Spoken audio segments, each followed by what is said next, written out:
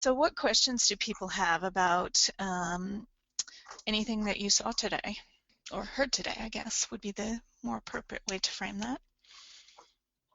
From the demonstration of supervision that over the last hour, it appears to me that supervision is a combination of facilitation and coaching, or a mixture of facilitation and coaching. Would that be a fair statement? Well, those are some of the techniques that are used in supervision, yes. So what did you notice? To me, yes, those are techniques from facilitation and coaching, the coaching process. Then would it be right to say that supervision is just a blend of facilitation, advice, and coaching skills? Well, supervision is its own sort of modality, if you will, and it's got a bit of sort of psychological techniques in it. It's got you know, a lot of the helping professions types of ways of working with people. So in addition to you know, sort of the techniques of questioning and listening and bottom lining and those sorts of things from the coaching world, and from any sort of, I guess, helping profession, if you call it that, there's also a lot of stuff that I, as a qualified supervisor, have been taught to work with people. So tonight we looked a little bit at parent, child, adult, which is a, you know, TA sort of a frame. We looked a little bit about maybe Cartman drama triangle, which is, you know, another psychology sort of background.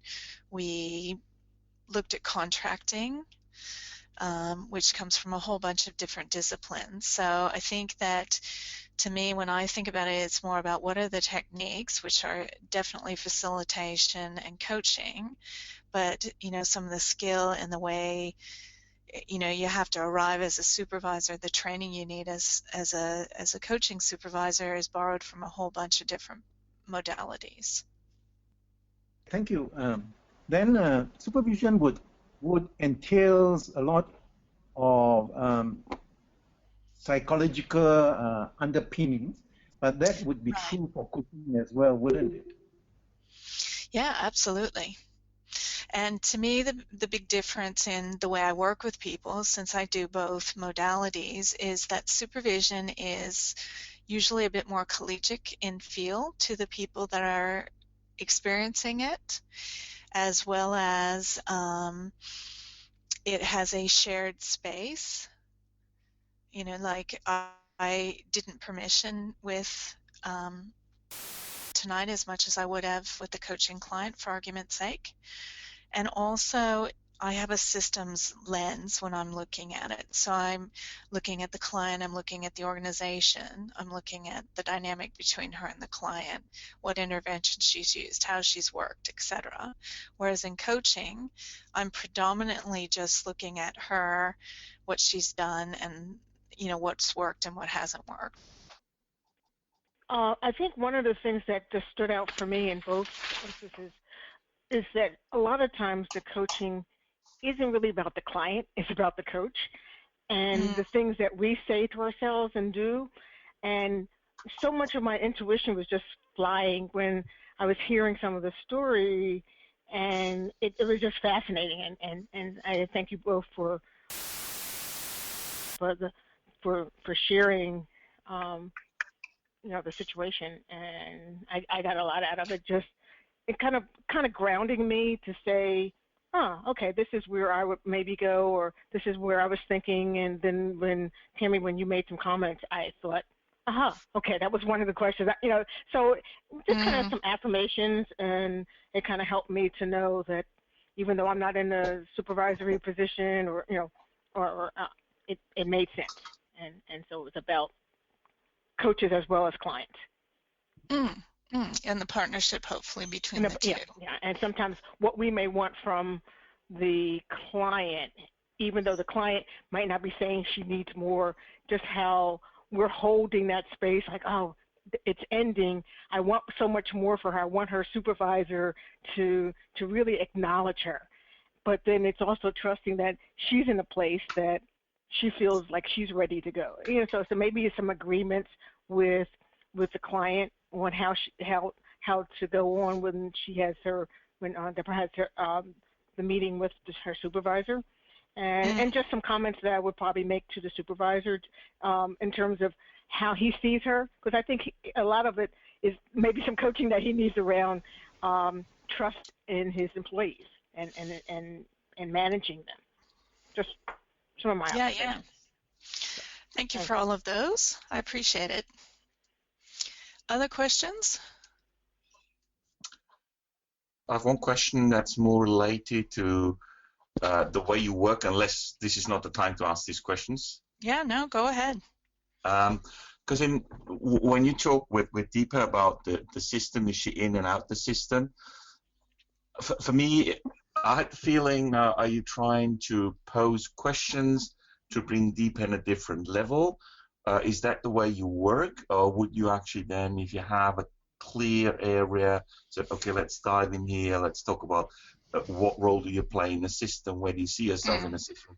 I thought there were some of the questions, at least from how they arrived on my side. I thought, I'm wondering whether Tammy is trying to bring Deepa to a place through questions rather than saying, okay, now let's have a look at this one.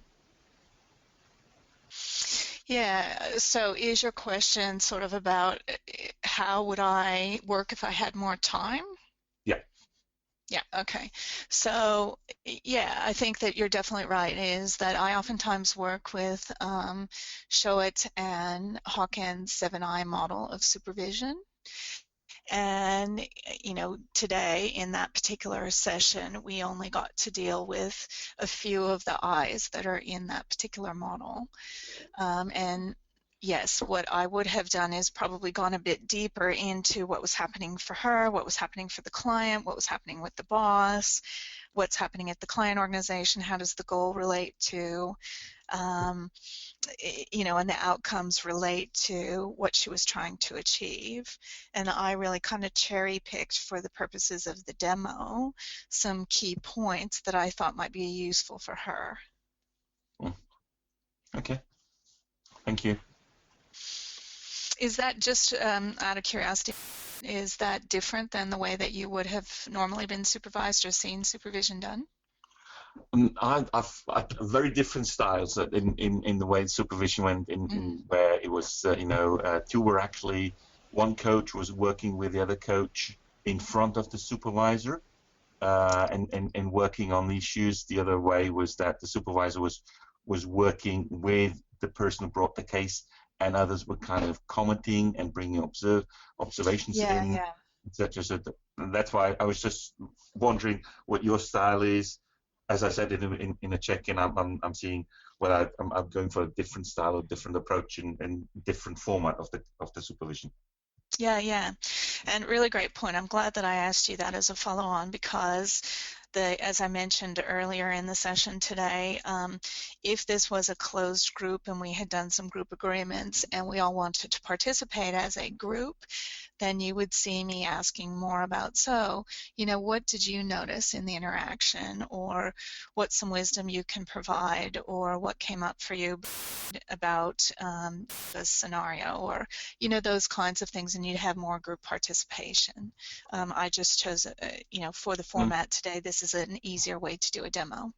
And offers a bit more confidentiality, I think, in an uncertain environment. Okay, thank you. Thank you. Other questions? And just for me, I have really appreciated the way you've worked in such a short time and so evocatively, because it really has. I've walked away with 2 or 3 really good points in just 10 minutes. So thank you for that. You're welcome. Thank you.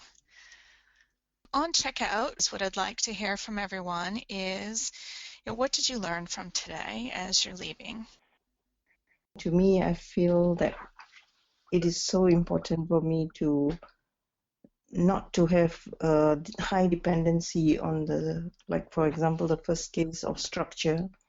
How important is structure and how important is it to me? Whereas the focus is on the client. How much of value is it bringing to the coaching session and to the client? I think that was one key learning for me. In the second case, I realized that yes, your work is helping the client move forward and seeing tremendous progress, but is that progress actually fitting into the larger picture of what the organization wants? Great, thank you. I guess I'm just struck by, the importance of this work. It's very easy, I think, to slip into a comfort place of structure and, sticking to the rules type of stuff, where, going deeper and looking at, your part in the whole process of coaching, not being on the side. One of my takeouts is how crucial self-reflection process is. How important it is to always look at what's coming up for us and reflect on that and clear what's about us and what's about the client. And I just say one sentence. What was interesting for me to look at the case to realize what the system does to you as a coach, what you influence consciously, subconsciously, and what role you can play if you want to with a system and outside the system. I think the idea of what are the needs of the coach, that kind of sticks in their mind, and who is the structure for, and that the power of reflection, and also the first case about the interface between the individual and the organisation and the role of the coach and where they are as well. I think that was very interesting.